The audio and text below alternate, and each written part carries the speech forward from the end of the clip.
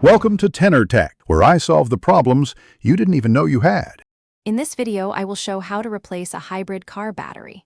Start by disconnecting the 12V system and isolating the high-voltage pack for safety. I guide you through diagnostics, lifting the vehicle, removing covers, and unbolting the battery module with clear steps.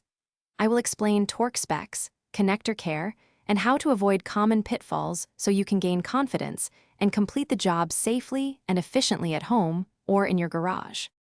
Begin by reviewing the service manual for your model and locating the hybrid battery access points. I describe how to safely lift the car, support it with jack stands, and remove interior or trunk panels to reach the pack.